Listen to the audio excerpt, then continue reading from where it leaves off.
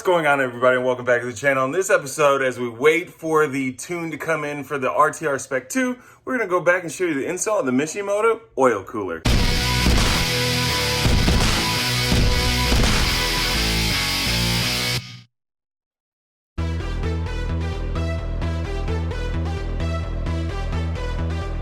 One thing here that I'd like to point out about Mishimoto is their packaging is on point. This piece is nice. This is a sandwich plate for our oil cooler. So we'll go ahead and open this up. We got some nice foam in here so it doesn't get damaged. We got our sandwich plate as well as our adapter.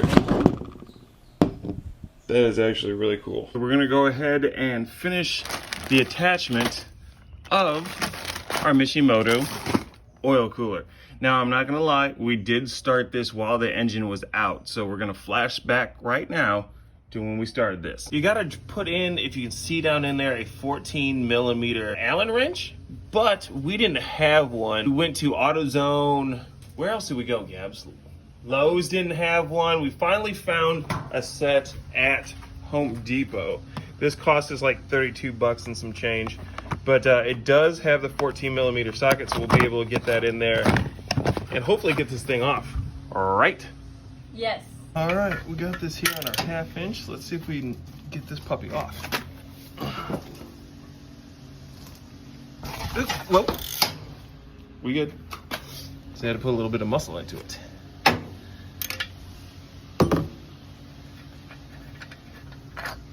And there we go. Huh, look at that. Craziness. Gotta find that bolt and put it back on there then. Huh, awesome. Putting a little bit of oil here around the ring. We're gonna take this here and pass it through the new sandwich plate.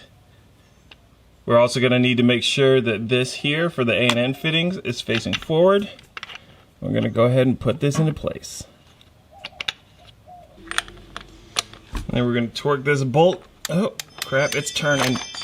It's turning. Okay, so we're gonna torque this bolt down here. If it would stop turning to 30 foot-pounds. Then we got these two 10AN fittings. We're gonna unpackage these bad boys and screw them in here. It says once you get them in, tighten them down fully. So I guess that means until they stop turning. There's no torque specs on these, so I got my fancy little crescent wrench here. We're gonna put it on and tighten them down all the way. She done. All right, and then we'll go ahead and drop the engine in and we'll fast forward to, I don't know, a couple days from now. Now is attach our oil lines, mount our cooler. We have a new radiator hose that needs to go into place, as well as a new deflector shield that goes up front. So we're gonna go ahead and start with, I believe, the deflector shield. Here's our deflector shield in here. Now this is for this car being a 15 to 17. However, we are converting the whole front end over to an 18 to 20, so I'm not really sure how this is gonna work out once we get it on here. So let me see if I can one-handed rip this open. The packaging on this is very nice. I would assume half the price of this has to include this packaging. Here's our deflector shield along with our hardware. Now to start this, we have to remove this little gasket here at the back, and then it gets put on after we have it onto our core support. I have the diverter on. You can barely see it up in here, but here it is right here. Mats up pretty nicely, real snug up against the top of the radiator. Since this is a 15 to 17 oil cooler, I did have to make some modifications. I had to drill out, I believe it was right here, the hole didn't line up. Right here in the corners, there were supposed to be spacers that go on this. A beveled spacer, which kind of looks like this, except this is the wrong one. But trust me, they're around here somewhere. I just don't know where they are. If they see my 13mm socket, can you please let me know? At the time that I got this, there wasn't an oil cooler option for the 18 to 20. Now, I believe Mishimoto does have it out. I saw it in an email recently.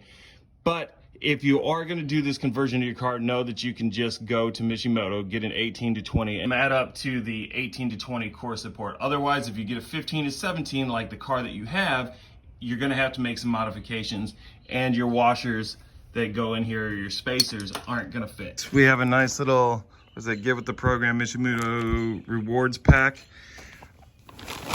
Good packaging on here. Again, more with the Mishimoto plastic. And as you can see, I went with the black Mishimoto oil cooler. They also have silver or aluminum, which is nice looking. It's got the Mishimoto M on it. However, my thing was I knew that if I went with one of those, then it was gonna probably show through the RTR grill, and I don't really want that. So what we're gonna do is we're gonna mount it to these bolts right here, applying these, nope, that's the spacer I was looking for. I wonder if my 13's near it. With these spacers and get it all bolted down. So when setting up your oil cooler, on the driver's side, you're gonna wanna have the low end. On the passenger side, you're gonna wanna have the high end.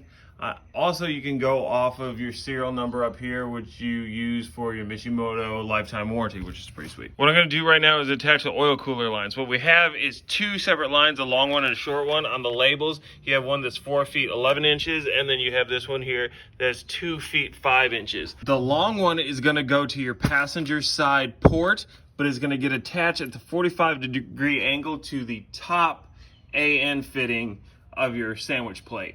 And then of course your 180 is gonna loop in front of the radiator and condenser and attach over here onto your passenger side. You're gonna wanna put it down with a crescent wrench is what I have here. If you have a wrench that'll fit it, that's awesome. I just don't know what size it is. But we're gonna attach that, you tighten it down fully as according to Mishimoto, and then we'll go ahead and run this up. Side note, this is steel braided. If you have leg hair, when you take this out of the package, don't look at it in your lap because your leg hair will get caught on it. Don't ask me how. I have the passenger side line of the long 4 foot 11 inch line attached here to the top of the plate. With the plate facing perfectly forward, this really wouldn't fit in place. So what I had to do is actually angle it down just a little bit to get this to be able to clear the belt drive here, and also to be able to clear my sway bars. So hopefully there's no rubbing there. It is pretty tight on it. I probably can angle it down a little bit more, which I might go ahead and try here in a little bit, just to be a little on the safe side. Alongside the radiator, up behind the crash bar, along the top of the cooler, and then down over here to the side, making sure it runs along the top, stays out of the way. Now it's time to attach the 2 foot 5 inch one. This again should have a 45-degree angle on there that's gonna go to the sandwich plate. I angled the sandwich plate down a little bit more, put my hand up in there and a wrench for clearance. There's not a whole lot of clearance once everything gets turned the way it needs to be, but there's still enough clearance that I'm not worried that it's gonna start bouncing off of this. Got the other line fitted here, everything snugged down as tight as I can. Got the center torqued back down. And now we need to run the line up to the oil cooler.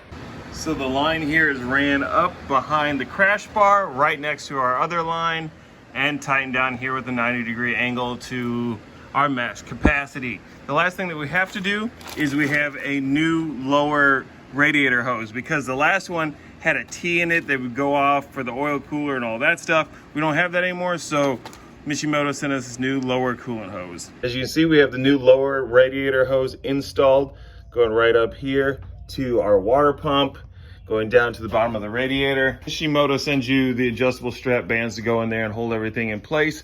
So that is good to go. As you can see, we have this overfilled because we have loaded it up. We're letting everything settle. As we crank it over, it should drain down, hopefully. Here is our finished product. The oil cooler is mounted. This should route straight in through the front grill. Once we put it on there, that will be the front RTR grill. We got everything plumbed here to the back. Now, one thing that I will tell you that they say about the Mishimoto oil cooler, once you add that, it's gonna add about a quart of oil to your car. So we did add an extra quart of oil in there.